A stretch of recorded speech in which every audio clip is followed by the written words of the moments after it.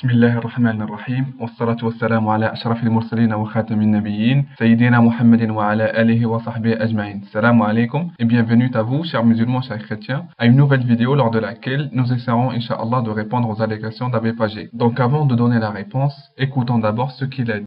Un argument apologétique des musulmans pour affirmer le caractère et l'origine divin de leur religion et de présenter l'expansion fulgurante de l'islam au premier âge de celui-ci, comme aussi le grand nombre de musulmans actuellement présents sur la terre.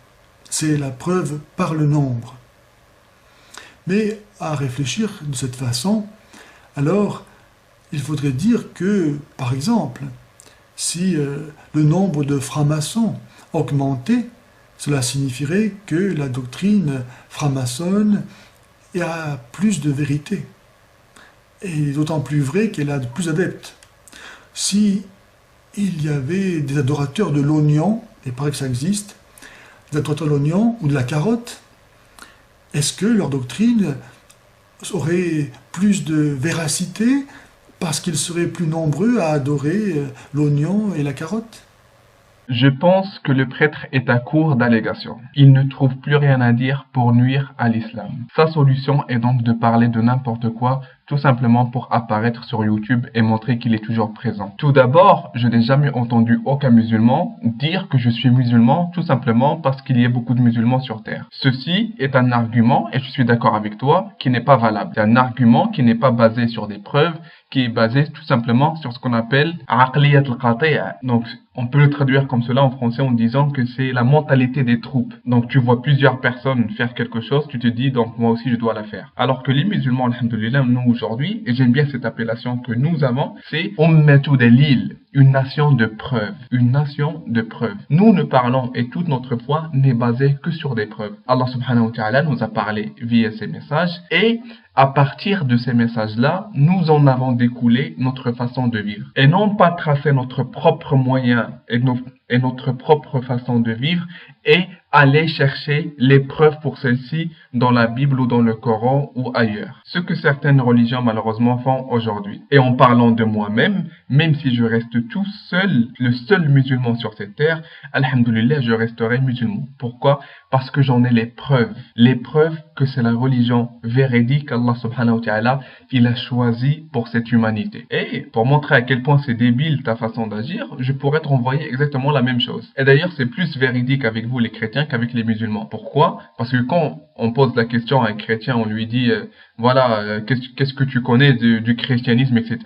Il te dit sincèrement je connais pas grand chose, c'est juste j'ai été baptisé quand j'étais petit, etc. C'est pour ça que je suis chrétien aujourd'hui. Ce qui montre un peu que l'argument que tu as cité parle plutôt de toi que des musulmans. Et pour vous raconter une petite histoire personnelle, et rapidement, c'est juste un jour je parlais à un chrétien et je lui avais posé la question: est-ce que tu crois à la Trinité? Il m'a dit oui, j'y crois. Je lui ai dit: alors cite-moi dans la Bible où est-ce qu'elle a été citée. Dis-moi où est-ce qu'elle a été citée. J'avais espéré qu'il me dise premier épître selon Jean, chapitre numéro 5, verset numéro 7, pour que je lui dise que ce verset-là n'existe plus dans les nouvelles Bibles, etc., que c'était tout simplement une fabrication, mais il n'a pas fait le cas, il n'a pas fait ça.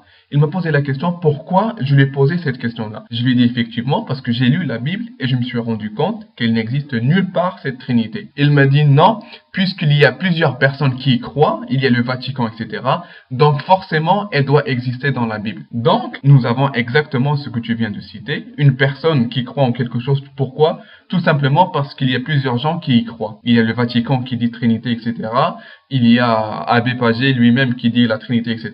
Donc moi aussi, je dois dire, écoutez, c'est bon, il y a la Trinité, nous devons la faire, la suivre, etc. C'est complètement débile. C'est vrai qu'aujourd'hui, il y a une très grande expansion de l'islam. Une très très grande expansion de l'islam. D'ailleurs, ce qui pousse un peu les gens, et c'est normal, qu'ils se posent des questions vis-à-vis de cette religion. Pourquoi il y a tant de monde qui choisissent cette religion-là? Pourquoi elle intéresse du monde?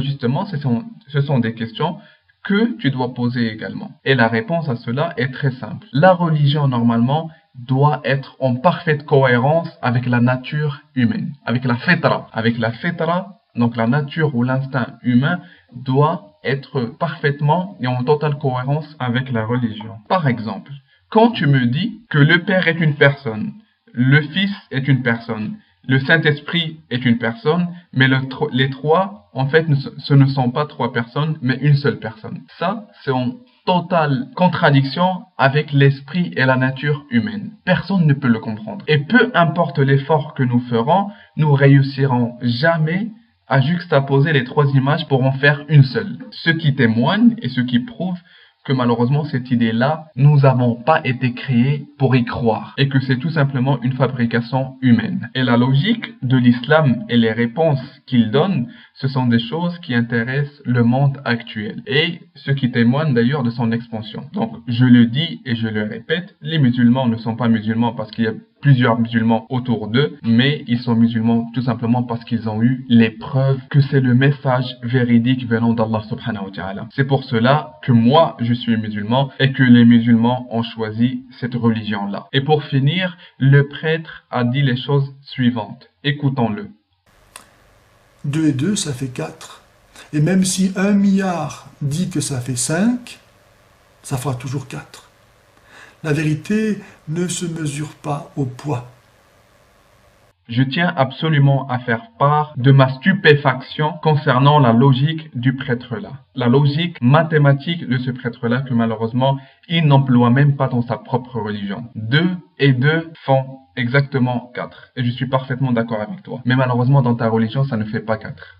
Ça fait 2. Pourquoi? Parce que 2 et 2 peut être également écrit sous la forme de 1 plus 1 plus 1 plus 1. Donc 2 et 2 peut être écrit sous la forme de 1 plus 1 plus 1 plus 1. Les trois premiers 1, selon les chrétiens, ne font qu'un. Les trois premiers 1, selon les chrétiens, ne font qu'un. Donc l'équation devient 1 plus 1 est égal 4. Donc 2 est égal 4. Ce qui malheureusement n'est pas logique. Ce qui malheureusement n'est pas en parfaite cohérence avec la logique humaine, avec la nature humaine et avec l'instinct qu'Allah subhanahu wa ta'ala nous a donné afin qu'on puisse comprendre et choisir son message véridique. Donc cette question de 2 plus 2 égale à 4, malheureusement, certes est livrée, mais pas chez toi à Vépagé. C'est pour cela d'ailleurs que les chrétiens aujourd'hui commencent de plus en plus à quitter le christianisme. De plus en plus à quitter le christianisme. Avec déjà une incompréhension totale,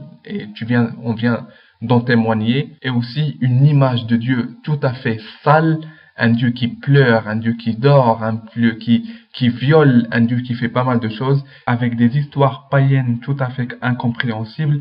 Par exemple, un enfant plus grand que son père de 2 ans. Un enfant plus grand que son père de 2 ans. Ce qui, malheureusement, contribue à la propagation également de l'athéisme. L'athéisme, dans la Bible, en a été l'un des plus grands facteurs. Comment cela? À savoir qu'au Moyen-Âge, l'Église interdisait la possession d'une Bible personnelle. Et quand ce droit-là a été supprimé, et quand ils ont autorisé que tout le monde puisse avoir sa propre Bible, le taux d'athéisme a explosé. Il y a eu de plus en plus d'athées. Et sincèrement, je ne me pose même pas la question pourquoi. Si vous voulez savoir pourquoi, il suffit tout simplement de lire la Bible, et précisément l'Ancien Testament. Et d'ailleurs, c'est pour cela que les nouveaux chrétiens, quand ils distribuent les Bibles, ils ne distribuent que le Nouveau Testament. Ils ont peur de participer à l'athéisme en donnant également l'Ancien Testament. Donc voilà, cet argument-là parle plutôt de toi que des musulmans.